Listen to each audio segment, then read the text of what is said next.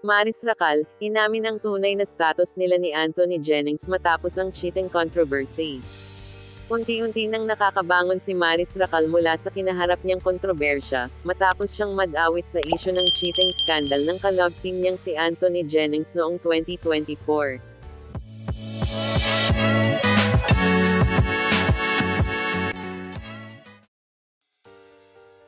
Sa isang panayam, inamin ni Maris na professional ang kanilang samahan sa kabila ng naging isyu sa pagitan ni Anthony at ng dating kasintahan nitong si Jam Villanueva. Matapos ang ilang linggo mula nang pumutok ang kontrobersya noong Disyembre taong 2024, muling nag-cruise ang landas ni Maris Racal at Anthony Jennings sa promo ng ABS-CBN action series na Incognito. Sa panayam, tinanong si Maris kung naging awkward ba ang sitwasyon sa pagitan nila ni Anthony matapos ang isyu ng panloloko nito kay Jam. Diretsahang sagot ng aktres. Yes. Right now sa set, we've been very supportive of each other when it comes to the scenes. Like we see to it that we make the scenes as natural as possible still. Like the scenes that we used to do in Can't Buy Me Love, like we still have that energy on set. Like focus kami sa work na yan. Civil, professional. Professional!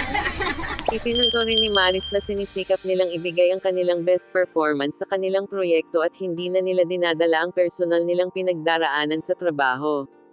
Sa ngayon, nananatiling tikom ang bibig ni Anthony Jennings tungkol sa naging relasyon niya kay Jam Villanueva at sa isyong lumabas noong nakaraang taon. Hindi pa rin diretsahang sinasabi ni Anthony kung nagkaayos na sila ni Maris bilang magkaibigan, ngunit base sa pahayag ni Maris, tila nagpapatuloy sila bilang co-actors na may respeto sa isa't isa. Ayon sa ilang sources, hindi na muling nagkausap ng personal sina Anthony at Jam matapos ang isyu, ngunit hindi rin umano ito nakaapekto sa relasyon ng aktor sa iba niyang katrabaho.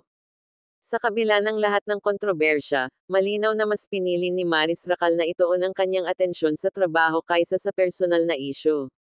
Sa kanyang pahayag na, "We're professional," tila pinapakita niyang hindi niya hinahayaan na makaapekto ang nakaraan sa kanyang karera. Gayunpaman, nananatiling palaisipan sa fans kung ganap na nga bang naayos ang samahan nila ni Anthony Jennings, o kung may ailangan pa rin sa pagitan nila.